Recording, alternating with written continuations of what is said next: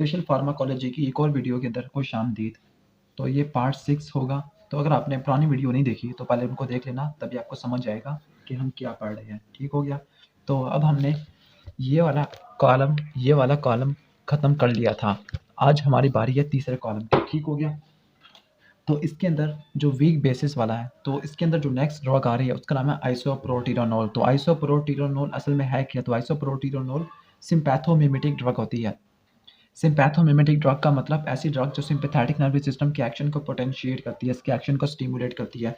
वो या तो रिसेप्टर पे भी जाके डायरेक्ट काम कर सकते हैं या फिर इनडायरेक्टली ये न्यूरोट्रांसमीटर के इफेक्ट को पोटेंशिएट कर सकते हैं। तो डायरेक्ट एक्टिंग में alpha agonist, beta agonist. Alpha agonist depending upon alpha 1 को इफेक्ट करते हैं, अल्फा 2 को करते हैं या फिर दोनों को करते हैं। बीटा एगोनिस्ट में भी बीटा 1 को, बीटा 2 को या नॉन सेलेक्टिव। जबकि इनडायरेक्ट एक्टिंग के अंदर या तो इनके रिलीज को बढ़ा देंगे या फिर इनके रीअपटेक इनहिबिटर को ही ब्लॉक कर, यानी इनके रीअपटेक को ही ब्लॉक कर देंगे। रीअपटेक कराने के लिए एक पंप होता है जिसको बोलते हैं नोरेपिनेफ्रिन ट्रांसपोर्टर। ये आपको दिखा देता हूँ मैं यहाँ से। नोरेपिनेफ्रिन ट्रांसपोर्टर कि नोरेपिनेफ्रिन रिलीज हो जाता है यहाँ से। तो यहाँ से देखना, नोरेपिनेफ्रिन रिलीज होता है सिनेप्टिक लेफ्ट के अंदर। तो उसको रीअपटेक कराने के लिए एक पंप होता है जिसको बोलते हैं एनएटी। इसको ब्लॉक करने वाला कोकेन ट्राइसाइक्लिक एंटी डिप्रेसेंट। तो इसके अंदर जो आइसोप्रोटीनोल है तो ये असल में बीटा एगोनिस्ट होती है, नॉन सेलेक्टिव बीटा एगोनिस्ट, जो बीटा 1 और बीटा 2, बीटा 3 इन तीनों पे जाके काम कर सकती है। इसके बाद जो नेक्स्ट ड्रग आती है उसका नाम है लिडोकेन। तो जो लिडोकेन है ये असल में एंटी एरिथमिक ड्रग होती है जो एरिथमिया को ट्रीट करने के लिए इस्तेमाल की जाती है। एंटी एरिथमिक ड्रग को हम 5 ग्रुप के अंदर डिवाइड करते हैं। ग्रुप 1 के अंदर ऐसी ड्रग्स होती है जिन्होंने सोडियम चैनल को ब्लॉक करना होता है। ग्रुप 2 के अंदर ऐसी ड्रग्स होती है जिन्हें सिंपैथेटिक नर्वस सिस्टम की एक्टिविटी को ब्लॉक करना है। ग्रुप 3 के अंदर ऐसी ड्रग्स होती है जिन्होंने पोटेशियम चैनल को ब्लॉक करना है। ग्रुप 4 के अंदर ऐसी ड्रग्स होती है जिन्होंने कैल्शियम चैनल को ब्लॉक कर देना है। ग्रुप 5 के अंदर ड्रग्स ऐसी होती है जिनका मैकेनिज्म ऑफ एक्शन डिफरेंट होता है। इसके अंदर एडिनोसिन, मैग्नीशियम और पोटेशियम आता है। जबकि ग्रुप 4 के अंदर जो कैल्शियम ब्लॉकर है इसमें वेरापेमिल डेल्टियाजिन। जबकि ग्रुप 3 के अंदर अमियोडारोन, ड्रोमिडारोन। जबकि ग्रुप 2 के अंदर एस्मोलोल, प्रोपेनोलोल। जबकि ग्रुप 1 के अंदर पोरोसिनामाइड, फ्लेसिनामाइड और लिडोकेन। तो लिडोकेन असल में क्या है? ये ग्रुप 1 एंटी एरिथमिक ड्रग्स हैं जो सोडियम चैनल के ब्लॉकर हैं। स्पेसिफिकली 1A वाली होती है पोरोसिनामाइड, जबकि 1B वाली होती है लिडोकेन, 1C वाली होती है फ्लेसिनामाइड। ठीक हो गया। तो लिडोकेन असल में एंटी एरिथमिक ड्रग होती है। इसके बाद आता है मेटारामिनोल। तो मेटारामिनोल तो जो बताया हुआ है यहाँ पर मेटारामिनोल, इसको स्किप कर देते हैं क्योंकि किताब के अंदर एज इट इज इस तरह से लिखा हुआ नहीं है। अब मेथाडोन ये असल में ओपियाइड्स होती है। ओपियाइड्स दो तरीका के जरिए हम इसको क्लासीफाई कर सकते हैं। एक इनको ड्रग्स ऑफ एब्यूज भी कह सकते हैं, दूसरा हम इनको एनाल्जेसिक्स के अंदर भी डाल सकते हैं जो पेन को ट्रीट करने के लिए इस्तेमाल होती है। जो मेथाडोन होता है ये असल में N methyl D aspartate receptor को ब्लॉक कर देता है जो असल में पेन के ट्रांसमिशन के अंदर इन्वॉल्व होता है। तो मेथाडोन का फंक्शन इसी तरह से होता है। जबकि मिथाइल डोपा को हम इस वाले के अंदर भी कवर कर चुके थे वीक एसिड के अंदर। तो मिथाइल डोपा असल में क्या है? इसको ऑटोनॉमिक नर्वस सिस्टम के अंदर देखा था कि ये मिथाइल नोरेपिनेफ्रिन के अंदर कन्वर्ट होता है अपनी एक्टिविटी परफॉर्म कराने के लिए। ये क्लोनिडीन के साथ मिलकर काम करता है अल्फा 2 एगोनिस्ट के तौर पर। इसके बाद आता है मेटाप्रोलोल ये बीटा ब्लॉकर के तौर पे काम आता है। बीटा ब्लॉकर वही non selective, beta 1 selective, beta 2 selective. तो जो नॉन सेलेक्टिव के अंदर प्रोपेनोलोल, जबकि बीटा 1 के लिए एटिनोलोल, नेबियोलोल, मेटाप्रोलोल। जबकि बीटा 2 सेलेक्टिव के लिए ब्यूटाक्सामीन। जबकि अल्फा ब्लॉकर्स में नॉन सेलेक्टिव आ जाते हैं इरिवर्सिबल में फिनॉक्सीबेंजामीन और रिवर्सिबल के अंदर फेंटोलामीन। जबकि अल्फा 1 सेलेक्टिव के अंदर पैराजोसिन, टेराजोसिन। जबकि अल्फा 2 के अंदर यूहेम्बिन। तो जो मेटाप्रोलोल है, एटिनोलोल, नेबियोलोल, ये बीटा 1 सेलेक्टिव ब्लॉकर्स होते हैं।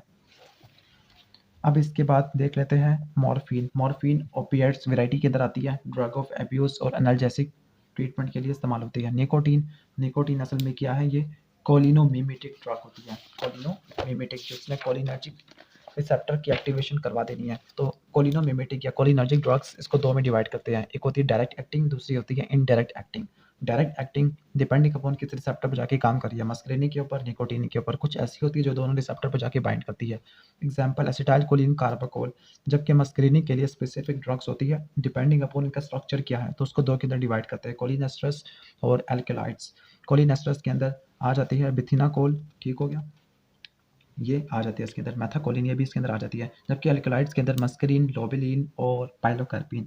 जबकि निकोटीनिक क्लास के अंदर निकोटीन आ जाती है, न्यू निकोटिनॉइड्स, ठीक हो गया, निकोटिनॉइड्स हो गया।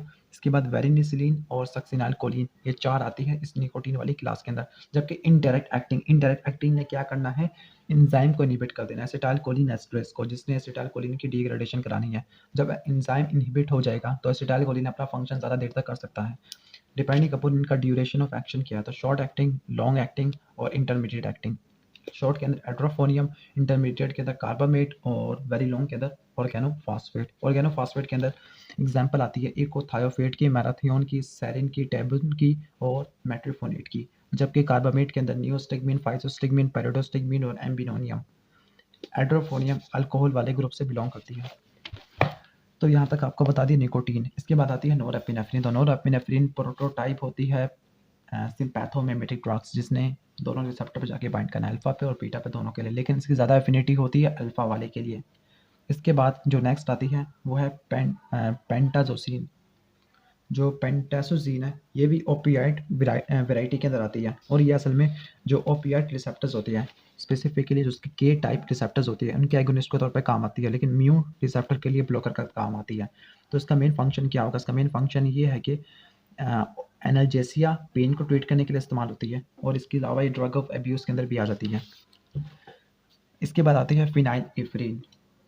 तो जो सिम्पैथोमिमेटिक ड्रग हमने देखी थी उसमें फिनाइलेफ्रिन असल में अल्फा 1 सेलेक्टिव एगोनिस्ट होगा, तो ये सिम्पैथोमिमेटिक के अंदर आता है। इसके बाद आता है फाइसोस्टिग्बिन, ये कार्बामेट वैरायटी के है कोलिनोमिमेटिक के अंदर। पाइलोकैर्पिन, ये भी कोलिनोमिमेटिक के अंदर आता है। पिंडोलोल, जो पिंडोलोल है ये प्रोपेनोल के साथ, जो प्रोपेनोलोल करती है ये भी वैसे ही करती है, यानी ये भी नॉन सेलेक्टिव बीटा ब्लॉकर है। जिस तरह propranolol non selective beta block करता है, बीटा 1 बीटा 2 दोनों को ब्लॉक करता था, तो जो पिंडोलोल है ये भी बिल्कुल वैसे ही काम करेगा। इसके साथ साथ टिमोलोलोल, बेटैक्सोलोल और नेडोलोलोल, इनका फंक्शन भी प्रोपेनोलोल जैसा है, लेकिन कुछ एक्सेप्शन आपको देखने को मिलती है। जिस तरह टिमोलोलोल और बेटैक्सोलोल, इनके पास एनेस्थेटिक एक्शन नहीं होता, ठीक हो गया, और ये ग्लोकोमा के अंदर इस्तेमाल होती है।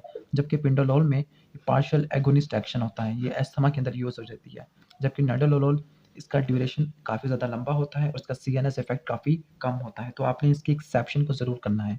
तो ये क्या लिखी हुई है, एक्सेप्शन प्रोटोटाइप वाले ग्रुप से। अब इसके बाद जो नेक्स्ट आती है वो है प्रोसिनामाइड। तो हम पहले ही पढ़ चुके थे कि प्रोसिनामाइड ये group 1A anti arrhythmic drugs है, जिन्होंने सोडियम चैनल को ब्लॉक करना है। इसके बाद जो नेक्स्ट आता है वो है प्रोकेन।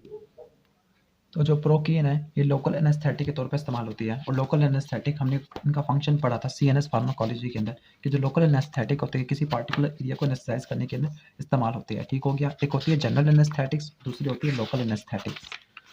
तो आपको मैं यहाँ से दिखा देता हूँ। जो लोकल एनेस्थेटिक जो एस्टर्स ग्रुप के अंदर होते हैं, इसके अंदर लॉन्ग एक्टिंग में टेट्राकेन, प्रोकेन, बेंजोकेन, कोकेन, ठीक हो गया। जबकि अमाइड्स के अंदर लॉन्ग एक्टिंग के अंदर ब्यूबीवेकेन, प्रोपिवेकेन, मीडियम एक्शन के अंदर लिडोकेन।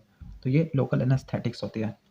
तो हमने लिडोकेन को भी पढ़ा था, ब्यूबीवेकेन को भी पढ़ा था, कोकेन को भी देखा था, प्रोकेन को भी देख लिया। अब इसके बाद हम नेक्स्ट देख लेते हैं प्रोमिथाजीन। तो जो प्रोमिथाजीन है ये असल में एंटी हिस्टामिनिक एजेंट होती है, जो हिस्टामिन रिसेप्टर को ब्लॉक कर देते हैं, स्पेसिफिकली H1 रिसेप्टर को। इसके बाद आता है प्रोपेनोलोल, जो असल में नॉन सेलेक्टिव बीटा ब्लॉकर है। तो जो नेक्स्ट है सूडो इफेड्रीन। सूडो का मतलब फाल्स, तो असल में ये इफेड्रीन के 4 एंशियोमर्स होती हैं, तो उसमें से एक होती है सूडो इफेड्रीन। जो इफेड्रीन होती है इसका मेन फंक्शन होता है रिलीज करवा देना, ठीक हो गया। किसकी रिलीज करवा देना, न्यूरोट्रांसमीटर की, स्पेसिफिकली एड्रीनर्जिक टर्मिनल से। तो ये असल में सिम्पैथोमिमेटिक क्लास से बिलोंग करती है। इसके बाद आता है पेरेमिथामीन, तो ये एंटी मलेरियल ड्रग होती है। तो जो नेक्स्ट ड्रग क्विनिडीन, ये भी प्रोसिनामाइड जैसी होती है, लेकिन इसका जो ड्यूरेशन है वो थोड़ा सा लंबा होता है और उसकी टॉक्सिसिटी काफ़ी ज़्यादा होती है। तो ये भी group 1A anti arrhythmic drug होती है। इसके बाद आता है स्कोपोलामीन। तो जो स्कोपोलामीन ये भी एट्रोपिन जैसा फंक्शन करती है। तो जो स्कोपोलामीन है, लेकिन ये एंटी मोशन सिकनेस के अंदर इस्तेमाल होती है, और इसका ट्रांसडर्मल पैच दिया जाता है। Anti muscarinic non selective cholinergic blocker.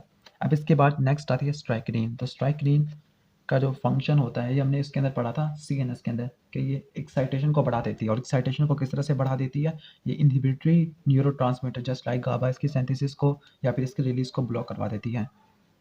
Next is terbutaline. तो टर्ब्यूटालिन एल्ब्यूटेरोल, मेटाप्रोटिरोल और टर्ब्यूटालिन जैसा काम करती है।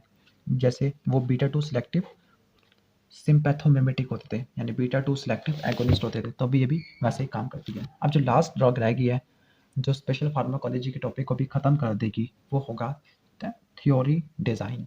थियोरीडेज़िन तो थियोरीडेज़िन मेरी प्रोनाउंसिएशन इतनी अच्छी नहीं है, तो उसको माफ़ कर दीजिएगा अगर गलत होती है। तो जो ऐसी ड्रग्स जो साइकोसिस को ट्रीट करने के लिए इस्तेमाल होती है, शिज़ोफ्रेनिया के लिए, तो उनको बोलती है एंटी साइकोटिक ड्रग्स। तो एंटी साइकोटिक ड्रग्स में यानी डिप्रेशन के अंदर असल में डोपामाइन वाला, आपको डोपामाइन के एगोनिस्ट चाहिए होते हैं। तो उसके अंदर आपको एग्जांपल देखने को मिलती है हैलोपेरिडोल, उसके साथ क्लोरप्रोमामेज़िन और इसके साथ ये भी मिलता है थियोरीडेज़िन। ठीक हो गया? तो ये D2 रिसेप्टर के साथ बाइंड करती होती है। तो इस तरह से हमारी स्पेशल फार्माकोलॉजी की ड्रग्स खत्म हो जाती है। ये ड्रग्स से बेसिक ओवरव्यू देना था आपको कि फार्माकोलॉजी के अंदर हमने ये ड्रग्स इंपॉर्टेंट यही वाली होती है, तो हमने इन सबको देखना था। तो अगर आप इस वीडियोस को देख लेते हो तो आपको एक नज़र में पता चल जाएगा कि कौन सी ड्रग किस जगह पे काम कर रही है। मे बी ये शॉर्ट टर्म मेमोरी आपकी इंटरमीडिएट मेमोरी और ये लॉन्ग टर्म मेमोरी के अंदर कन्वर्ट हो जाए। तो अगर वीडियो अच्छी लगी हो तो उसको लाइक कीजिएगा और चैनल पे नए हो तो चैनल को ज़रूर सब्सक्राइब कर लीजिएगा। Thanks for watching this video. Allah हाफिज़।